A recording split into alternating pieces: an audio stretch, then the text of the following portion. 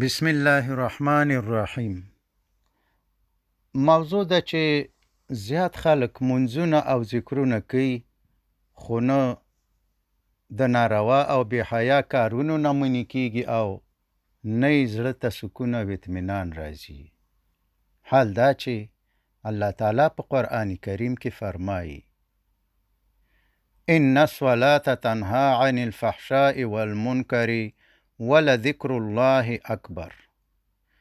دا 9 سورت او 45 نمبر آیات دی. بېشکه لمونځ د بې حیایۍ او ناروا کارونو نه منع کوي او د الله یاد د دې نه هم لوی شی دی. یعنی څوک چې مونځ کوي هغه باید چې د بې حیا او بدو کارونو نه منع شي، او دا کیدی نشي چې یو سړی د مونځ کوي او هم د ناروا او بې حیا کارونه کوي، ځکه دا د یو انسان خبره نه ده، بلکې دا د رب العالمین فرمان دی. مګر په روزمره ژوند کې موږ په خپل خوا او شا کې ګورو چې اکثره خلک ښه کلک 5 وخته لمونځونه هم کوي، خو د ګناه او بدو کارونو نه هم نه منې کېږي او نه یې په ګناه کولو کې څه کمی راځي. ظلم کوي، دروغ وایي، غریبانو او یتیمانو حقونه خوري، غلا کوي، رشوت اخلي او داسې نور ډیر کارونه.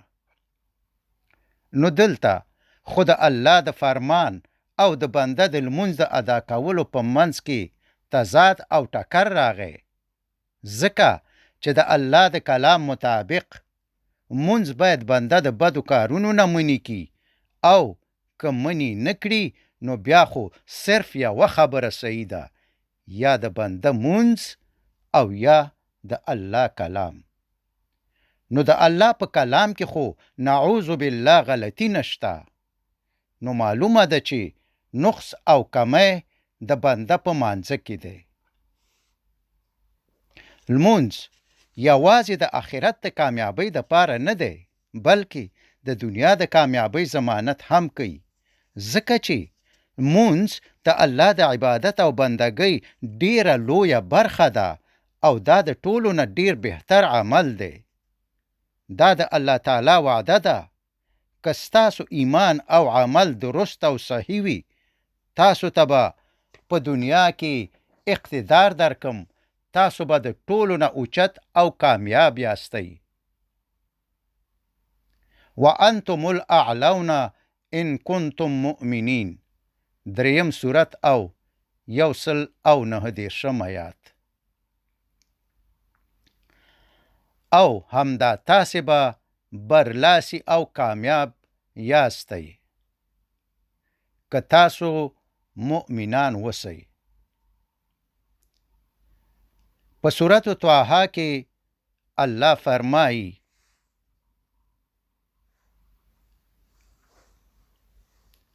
واقم الصلاة لذکری. او زما د یاد د پاره لمونځ قایم کړئ، یعنی لمونځ د الله د یادولو ذریعه ده. الا بذکر الله تطمئن القلوب. 14 سورت او 28 آیات. خبردار د الله تعالی په یاد زړونه مطمئن کیږي. لږ مخکې ذکر شو چې مونځ د الله د ذکر او یاد ذریعه ده، او د لمانځه نه په غیر هم اکثره خلک ذکر کوي، او ځینې خلک خو ډیر زیات ذکر کوي، په زرونو کرته سبحان الله، الحمدلله، الله اکبر او نور اذکار روزانه کوي. خو بیا هم د اکثرو خلکو زړونو کې سکون او اطمینان نه پیدا کیږي، یعنی په ویره، غم او خفګان اختی. فکر او غور وکئ، د کائناتو د خالق او رب العالمین فرمان دی چې د الله ذکر او یاد د بنده زړه ته سکون او اطمینان ورکوي، او لمونځ د بې حیایۍ او ناروا کارونو نه بنده منع کوي، او په دنیا کې کامیابی او سرلوړي ورکوي. خو لکه مخکې چې ذکر شو چې اکثره ښه منځګزار خلک 5 وخته منځونه کوي، بیا هم ناروا کارونه کوي، او اکثره خلک چې ډیر ذکر هم کوي خو بیا هم زړونه نه مطمئن کیږي، همیشه خفا او غمجن وي. نو د الله تعالی په کلام کې خو نعوذ بالله هیڅ شک او غلطی نشته. نو معلومه خبره ده چې کمی زمونږ په لمونځونو او ذکرونو کې دی. ذکر اصلا د الله یاد ته وایي، او یاد خو په زړه کې وي. نو که څوک په ژبه الله الله الله وایي او زړه یې په کور کې، بازار کې او بزنس کې وي، یا په زړه کې د چا سره ټوکې کوي، او یا د چا سره په جنگ وي، او یا یې په زړه کې د چا سره دومره اوږده مرکه شروع کړې وي چې زر دانې تسبیح خو خلاصې شي خو مرکه لا پاتې وي. نو دا خو د الله یاد او ذکر نه دی، بلکې یاد او ذکر خو د هغې شي وشو کم چې په زړه کې وو. قضاوت په خپله وکئ چې داسې ذکر به زړه ته اطمینان او سکون ورکي. مونځ د مؤمن معراج او د الله تعالی سره خبرې دي، د الله تعالی سره د ملاقات ذریعه ده. مونځ د رب العالمین د خوانه د مؤمن د پاره د ګناهونو نه د بچ کېدلو، په دنیا او آخرت کې د کامیابېدلو او د زړه د سکون او مطمئن کېدلو نسخه ده، چې تاثیرات د نسخې د صحیح او غلط استعمال پورې اړه لري. مثلا که یو منځګزار بد کارونه هم کوي او کامیابی او اطمینان هم ورته نه پیدا کیږي، نو بېشکه د الله کلام صحیح دی او کمی د لمونځ په ادا کولو کې دی یا د نسخې په استعمال کې غلطي ده. د سوونو کلونو په تیرېدو سره څوک غور نه کوي چې په کلونو منځونه کوو خو د لمونځ د فایدو نه محروم یو. نه مو په ژوند کې کامیابی راځي، نه د بدو کارونو نه منې کیږو او همیشه خپه او خواشینی یو. نو په قرآن کې خو نعوذ بالله غلطی نشته. نو معلومه خبره ده چې غلطی په منګ او زمنګ د منځونو په ادا کولو کې ده. منځ خاص الله ته ودرېدل دي، د مؤمن معراج او د الله تعالی سره ملاقات دی. خو زمنګ د منځونو دا حال دی چې په لمانځه د ودرېدلو سره سم دستي نور نو د منځ په ځای کې نه یو. څوک په کور کې د ماشومانو سره ناستي ټوقې ټقالې کوي، څوک په بازار کې ګرځي، څوک په دفتر یا آفیس کې وي، څوک په دکان کې، څوک به د دکان یا د بزنس حسابونه کوي. منځ خلاص شي خو د دکان حساب لا نه وي خلاص شوی. او ځینې خلک خو پکې ډیر ناروا کارونه او ډیرو چټلو او مردارو ځایونو ته هم ځي. فکر وکئ آیا داسې منځونه به منځ کوونکو ته فایده ورسوي؟ یعنی آیا د بدو او بې حیا کارونو نه به منې کی او د دنیا او آخرت کامیابی او د زړه اطمینان او سکون به ورکی؟ پیغمبر علیه السلام فرمایی قال ان تعبد الله كأنك تراه. فرمایی چې د الله عبادت داسې کوه لکه ته چې الله ګوري. خو په اول کې دا دومره آسان کار نه دی. نو فرمایی چې په شروع کې نشي کولی فإن لم تكن تراه فإنه يراك. نو که تاسو دا تصور نشئ جوړولی لکه تاسو چې الله ګورئ، نو دا تصور کوي چې الله پاک تاسو ګوري. یعنی په اوله مرحله کې شروع د دینه وکئ چې الله تعالی ما ګوري، او دا فکر مکوئ چې اغا یعنی الله تعالی څنګه دی. او انشاءالله که کوشش وشي څه وخت وروسته به دوهمې مرحلې ته ورسیږئ. دویمه مرحله څه ده؟ ان تعبد الله کأنک تراه. د الله عبادت داسې کوه لکه ته چې هغه ګورې. انشاءالله چې دې مرحلې ته به ورسیږئ. دې مرحلې ته رسیدل ډیر پریکټیس او تمرین ته ضرورت لري، ځکه خو شریعت والدینو ته وایي چې په وکلنۍ کې په اولادونو مونځ شروع کوي. یعنی مخکې له دې چې بالغ شي او مونځ پې فرض شي، اولادونه باید دې مرحلې ته رسیدلی وي چې د لمونځ د ادا کولو په وخت کې داسې لکه الله تعالی چې ګوري. او دا حالت او کیفیت باید د سلام ګرځولو نه وروسته هم پاتې شي. د اقیم الصلاة لمونځ قایموي.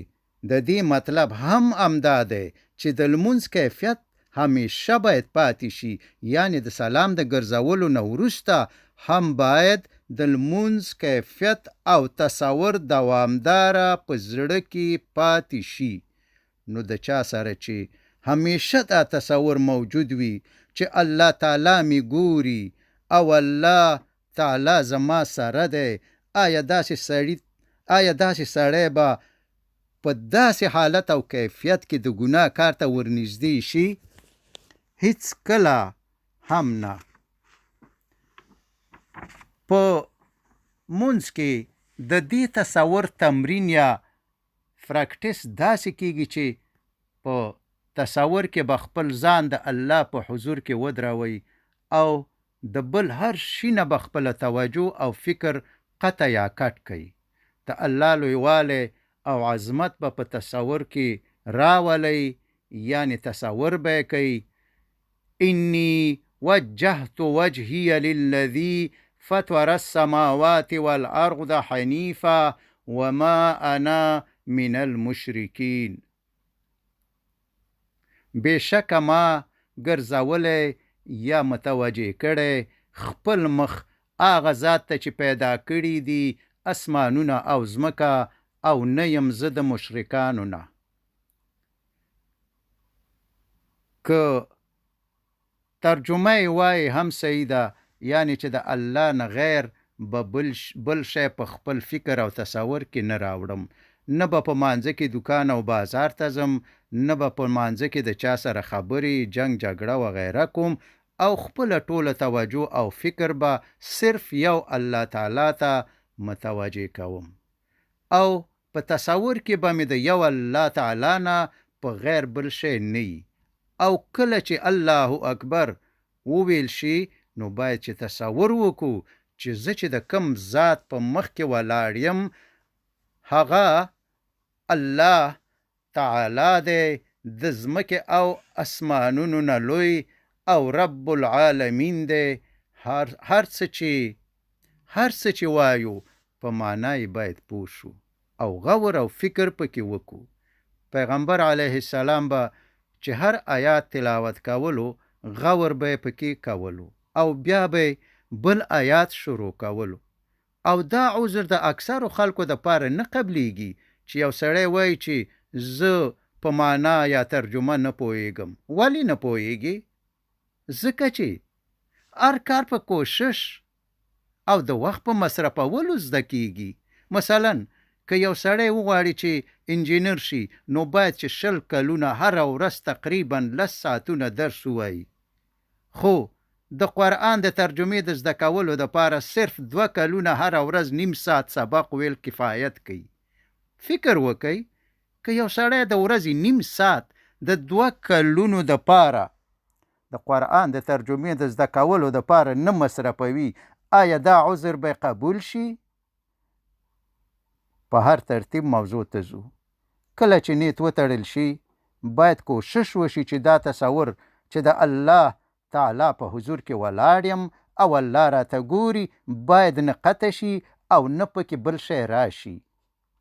نو کله چې چاته پوره احساس او یقین وشي چې الله ما ګوري او الله ما سره دی، نو داسې سړی ته نور نه ویره او نه غم راځي او نه د ګناه کار کولی شي او زړه به همیشه مطمئن او خوشحاله وي.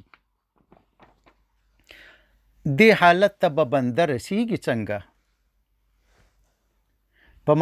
په متوسط ډول دې حالت ته د رسیدلو دپاره پیغمبر علیه السلام 40 ورځې ښودلي دي. که کوشش وشي په 4-5 ورځو کې به انشاءالله دا حالت او تصور چې الله می ګوري صحیح شي، یعنی چې نه به قطع کیږي. او په همدې حالت او تصور کې چې سړی 40 ورځې مونځ وکړي، پیغمبر علیه السلام فرمایي که 40 ورځې څوک بالکل صحیح او درست مونځ پوره کړي د هغه ایمان کامل کیږي. خو کتل کیږي چې ډیر خلک چیلې لګوي او 15 وخته لمونځ په پابندۍ سره کوي، مګر ایمان نه کامل کیږي، ځکه چې په هغه کې نښې داسې نه لیدل کیږي چې د هغه ایمان دی کاملي. نو د پیغمبر علیه السلام په حدیث شریف کې خو شک نشته، معلومه خبره ده چې کمه په لمونځ کې دی د لمونځ په معنا یا ترجمه پوهېدل ډیر ضروری دي، ځکه چې د نه پوهېدو په صورت کې د لمانځه د ډیرو ګټو نه سړی محرومیږي. او څه چې وایو باید غور او فکر پې وکړو. د صحابه کرامو دا تصور او حضور په لمانځه کې دومره قوي و چې اپریشنونه او غشي به یې په مانځه کې ویستل او دوی به پې نه خبرېدل. څوک چې د دې احساس او تصور سره مونځ کوي چې الله می ګوري او الله زما سره دی،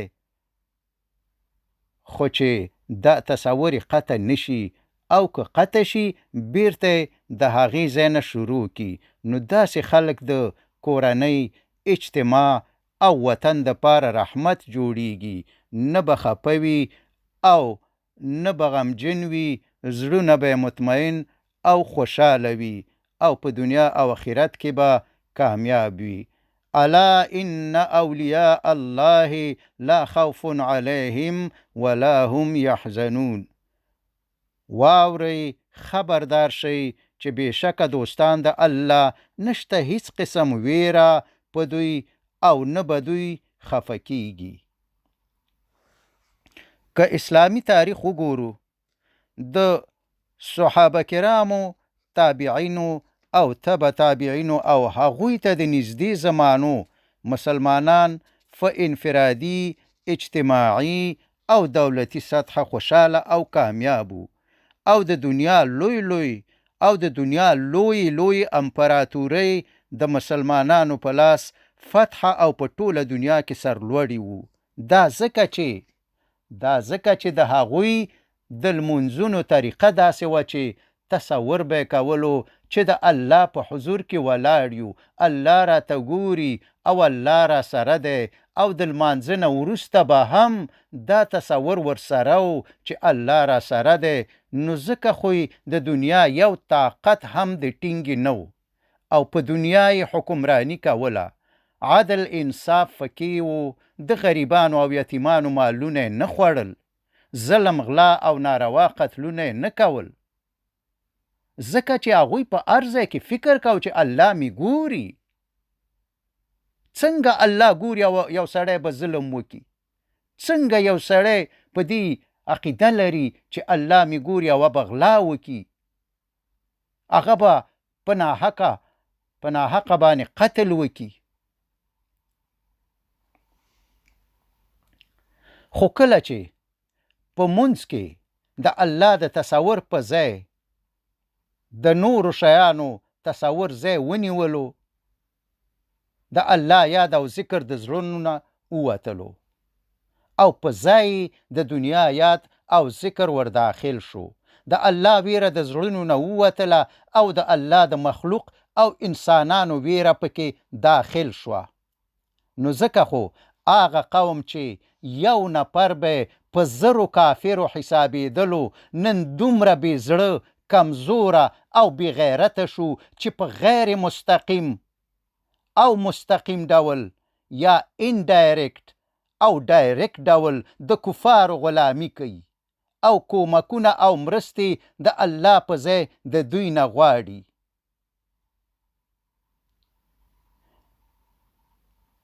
د الله روبې په زړه کې نشته او د کفارو روبې په زړونو باندې راغلی دی. او همدارنګه هر څه چې زړه غواړي هغه کوي او هر څه چې غواړي هغه خوري. د حرام او حلال پروا نه کوي. د یتیمانو، غریبانو او د ملت مالونه داسې خوري لکه هیڅ ګناه چې نه وي او نه ترې څوک پوښتنه کوي. د الله د وړاندې به داسې اعمال او کارونه کوي لکه نعوذ بالله چې الله ته نه ښکاري. مثلا دا څنګه د الله نه ویریدل او په الله عقیده ده چې د یو عادي انسان په مخ کې زنا، غلا، قتل او نور جرمونه نه کوي او د الله په مخ کې هر ظلم، قتل، بې حیا هر ناروا کار کوي. دا څنګه د الله نه ویریدل دي؟ دا څنګه په الله عقیده ده؟ دا څنګه د الله منل دي؟